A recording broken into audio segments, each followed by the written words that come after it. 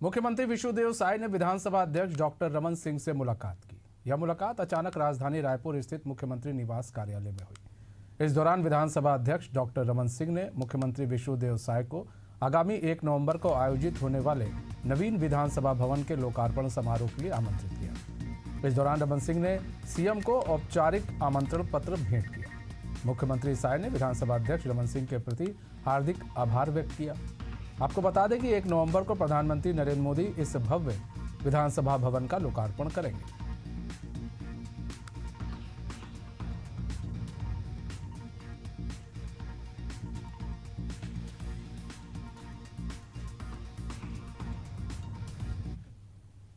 इसी बीच बड़ी खबर भोपाल से आ रही है। नेता प्रतिपक्ष उमंग सिंगार ने लिखा पत्र। विधानसभा सत्र की अवधि बढ़ाने को लेकर यह पत्र लिखा। मुख्यमंत्री विधानसभा अध्यक्ष राज्यपाल को यह पत्र लिखा गया। 1 से 5 दिसंबर तक सत्र में 4 बैठकें होंगी। इतने छोटे सत्र में कैसे जनता से जुड़े मुद्दे पर चर्चा हो पाएगी, सिंगार ने इस पत्र में लिखा है। तो बड़ी खबर आपको बता रहे भोपाल से आ रही है। नेता प्रतिपक्ष उमंग सिंगार ने पत्र लिखा है। विधानसभा सत्र की अवधि बढ़ाने को यह पत्र लिखा गया है। मुख्यमंत्री विधानसभा अध्यक्ष राज्यपाल को यह पत्र लिखा। इस पत्र में है कि 1 से 5 दिसंबर तक सत्र में 4 बैठकें होंगी। इतने छोटे सत्र में कैसे जनता से जुड़े मुद्दों को उठाया जा सकता है या फिर उन पर चर्चा हो सकती है।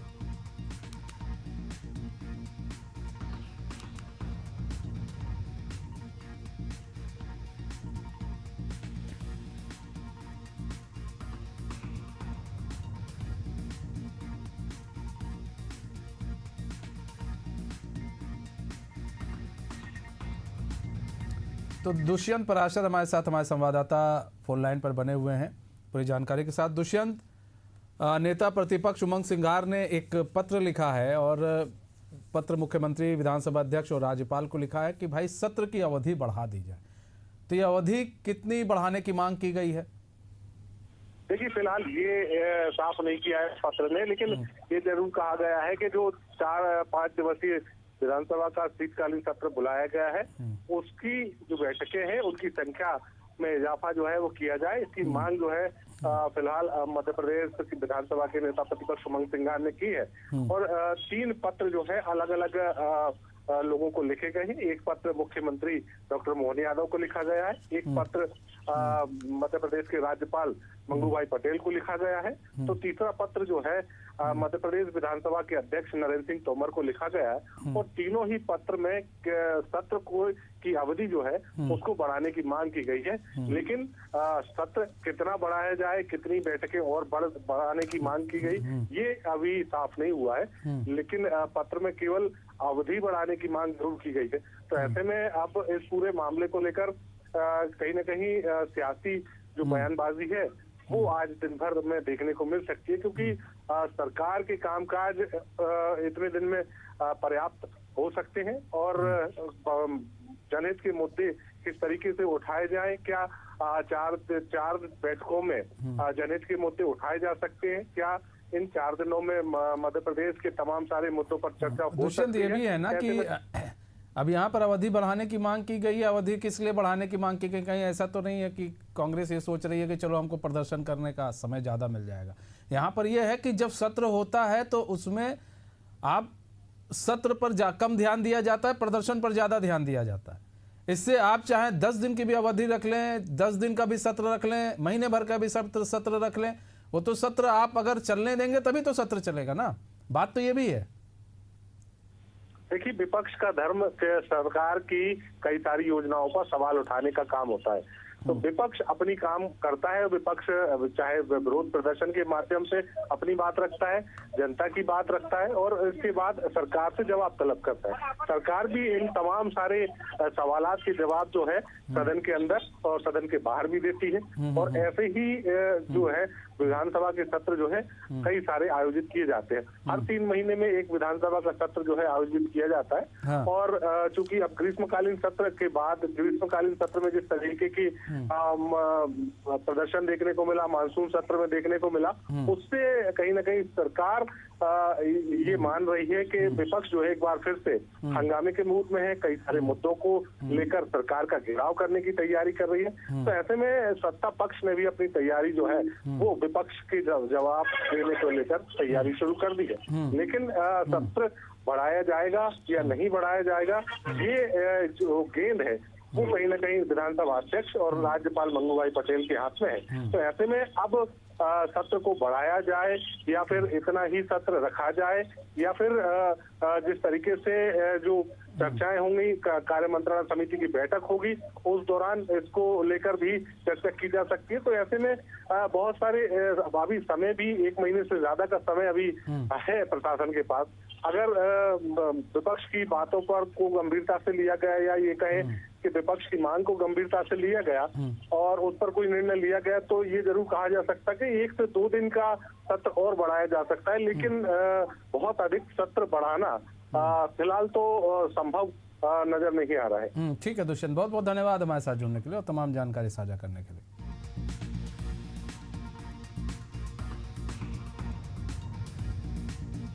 तो विधानसभा सत्र बढ़ाने की मांग जो है नेता प्रतिपक्ष उमंग सिंघार ने की है कि भाई सत्र को बढ़ाया जाए ताकि जो जनता से जुड़े मुद्दे हैं उनको सही तरीके से विधानसभा में उठाने का मौका मिले और चर्चा उस पर हो सके। देवास जिले के बागली विकासखंड से आदिवासी परिवारों का बड़े पैमाने पर पलायन जारी है। बीते 3 दिनों में 6 से ज्यादा बसों में करीब 1000 महिला, पुरुष और बच्चे महाराष्ट्र के पुणे रवाना हुए हैं। ये सभी वहां ईंट भट्टों पर काम करेंगे और 6 माह बाद लौटेंगे।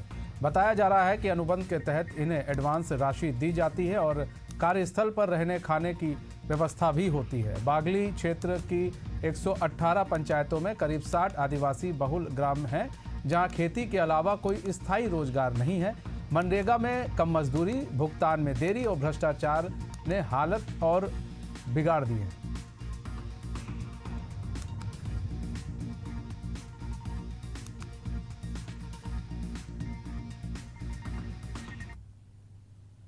हमीरपुर में प्रेमिका से मिलने गए युवक को परिजनों ने देख लिया और उसके साथ मारपीट करने लगे, जिस पर युवक ने प्रेमिका के चाचा पर चाकू से हमला कर दिया, जिससे वो गंभीर रूप से घायल हो गए।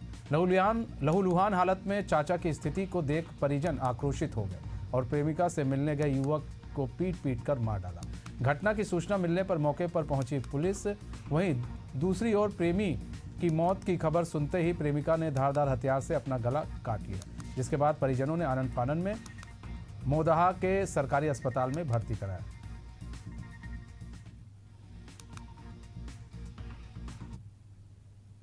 आज शाम के समय परचज गांव में 2 पक्षों में किसी बात को लेकर वाद विवाद हुआ था, जिसमें दोनों पक्षों में से एक व्यक्ति को चोट आई थी।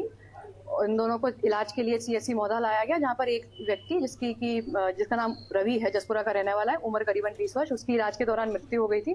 दूसरे पक्ष को भी कुछ चोटें आई थी, जिसको इलाज के लिए हायर सेंटर आपका हमीरपुर रेफर कर दिया गया है और परिवारजनों से तहरीर प्राप्त कर ली गई है। उनके आधार पर मुकदमा दर्ज किया जा रहा है। कुछ लोगों को हिरासत में लेकर पूछताछ भी की जा रही है। लड़की को भी ट्रीटमेंट के लिए सीएचसी ले जाया गया था, जहां से उसको हायर सेंटर रेफर कर दिया गया है, बट जो डॉक्टरों से बात हुई है उन्होंने उसकी स्थिति स्थिर बताई।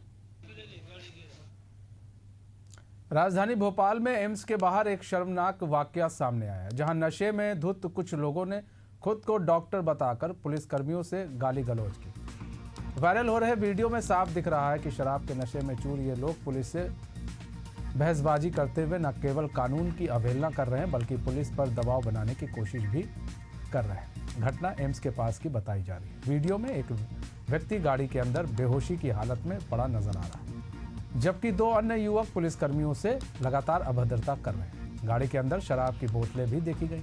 पुलिसकर्मियों ने कई बार युवकों को शांत रहने और वाहन से उतरने के लिए कहा, लेकिन वे लगातार पुलिस को अपशब्द कहते रहे। स्थानीय लोगों का कहना है कि शराब के नशे में धुत यह लोग खुद को डॉक्टर बताकर अपनी पद की धमक दिखा रहे थे।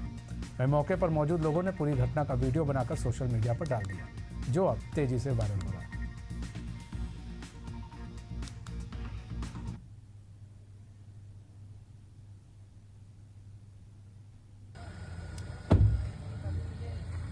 तो कहाँ रहते आप लोग?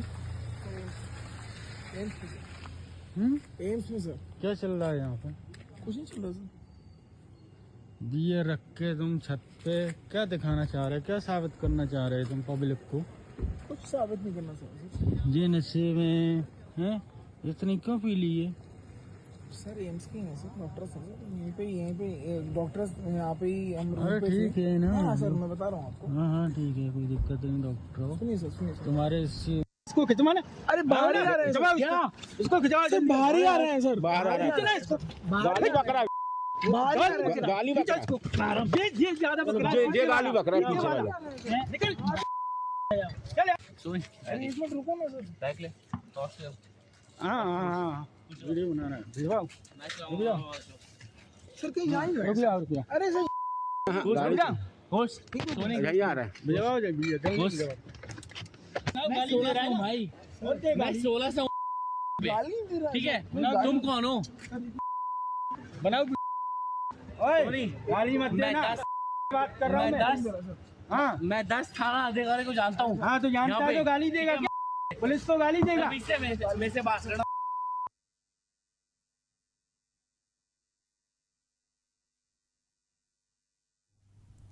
तो शिवपुरी जिला अस्पताल से 2 दिन की नवजात बच्ची को एक महिला चोर प्रसूता वार्ड से चुरा कर ले गई। काफ़ी देर तक जब बच्ची का पता नहीं चला तो मामले की सूचना अस्पताल प्रबंधन ने कोतवाली पुलिस को दी। मामले की गंभीरता को देखते हुए ग्वालियर आईजी अरविंद सक्सेना और एसपी पुलिस बल के साथ जिला अस्पताल पहुंचे और मुआयना कर सीसीटीवी कैमरे में आए फुटेज से बच्चा चोरी करने वाली महिला चोर की पहचान की। इसके बाद पुलिस ने उसके मोबाइल लोकेशन के आधार पर सागर जिले से गिरफ्तार कर लिया है। बच्ची को अभी एहतियात के तौर पर सागर के जिला अस्पताल में भर्ती कराया गया है।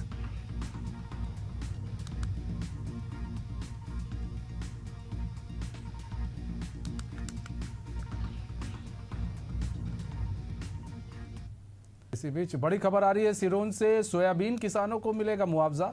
भारी बारिश के कारण सोयाबीन की फसल हुई खराब। विधायक ने मुख्यमंत्री से की थी मुआवजे की मांग। तो बड़ी खबर इस वक्त की आ रही है सिरोंज से। सोयाबीन किसानों को मिलेगा मुआवजा। भारी बारिश के कारण सोयाबीन की फसल हुई खराब। विधायक ने मुख्यमंत्री से की थी मुआवजे की मांग। तो सिरोंज से बड़ी खबर आ रही है। सोयाबीन किसानों को मुआवजा दिया जाएगा। भारी बारिश के कारण सोयाबीन की फसल जो है किसानों की वो खराब हो गई थी। विधायक ने मुख्यमंत्री से मुआवजे की मांग की थी।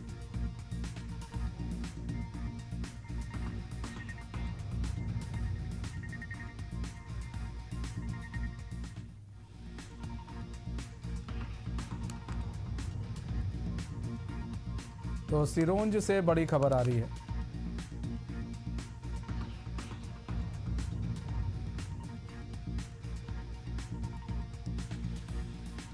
सोयाबीन किसानों को मुआवजा दिया जाएगा।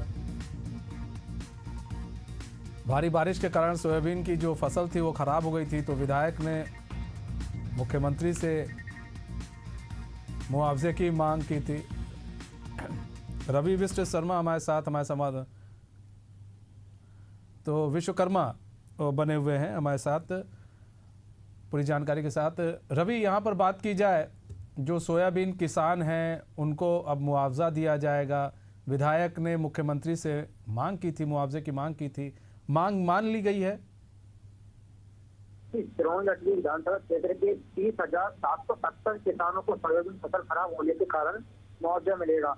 मुख्यमंत्री डॉक्टर मोहन यादव से विधायक कुमार शर्मा ने पत्र लिखकर मांग की थी कि जो फसल खराब होगी उनको मुआवजा दिया जाए।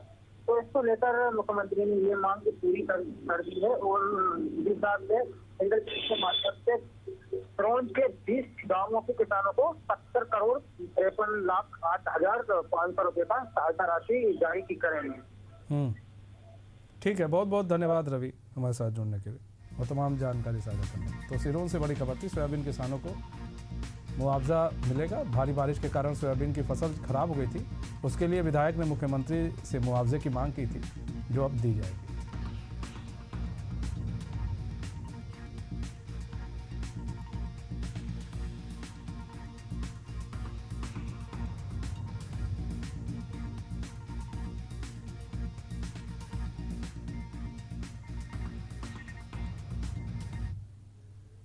इसी बीच बड़ी खबर रायपुर से आ रही है। 31 अक्टूबर को राष्ट्रीय पुलिस एकता दिवस परेड आयोजित। सरदार वल्लभ भाई पटेल के 150वीं जयंती में समारोह का होगा आयोजन। माना स्थित छत्तीसगढ़ सशस्त्र बल के चौथी वाहिनी में होगा कार्यक्रम। उप मुख्यमंत्री व गृह मंत्री विजय शर्मा होंगे कार्यक्रम के मुख्य अतिथि।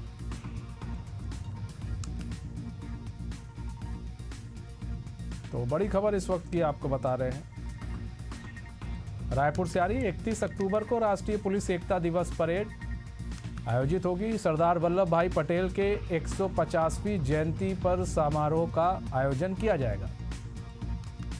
माना स्थित छत्तीसगढ़ सशस्त्र बल के चौथी वाहिनी में होगा कार्यक्रम। उप मुख्यमंत्री व गृह मंत्री विजय शर्मा होंगे कार्यक्रम में मुख्य अतिथि।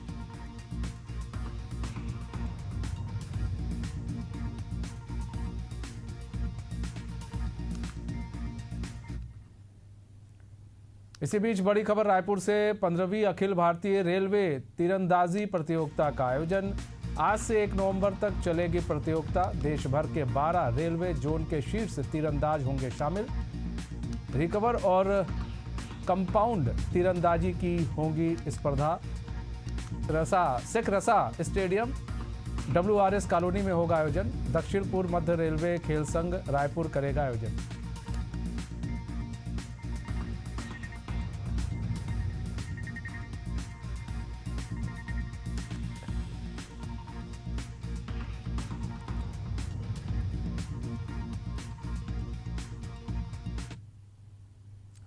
इसी बीच बड़ी खबर लखनऊ से। रिश्वत लेते रंगे हाथों दरोगा गिरफ्तार। एंटी करप्शन टीम ने पेपर मिल चौकी में मारा छापा। दरोगा धनंजय सिंह 2 लाख की रिश्वत लेते पकड़े गए। महानगर थाना क्षेत्र की पेपर मिल चौकी में कार्रवाई।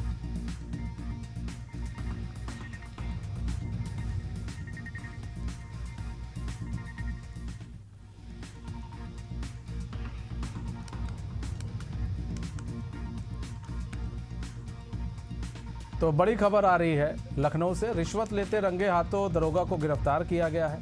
एंटी करप्शन टीम ने पेपर मिल चौकी में छापा मारा। दरोगा धनंजय सिंह 2 लाख की रिश्वत लेते पकड़े गए। महानगर थाना क्षेत्र की पेपर मिल चौकी में कार्रवाई।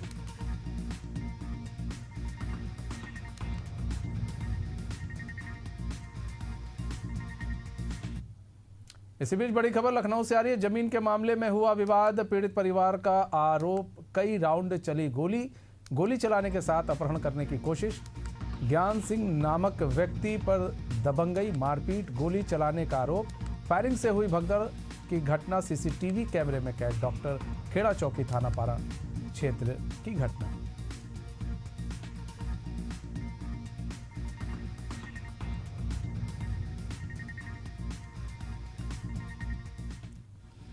तो जमीन के मामले में हुआ विवाद, लखनऊ से बड़ी खबर। और CCTV कैमरे में पूरा विवाद जो है वो कैद हो गया।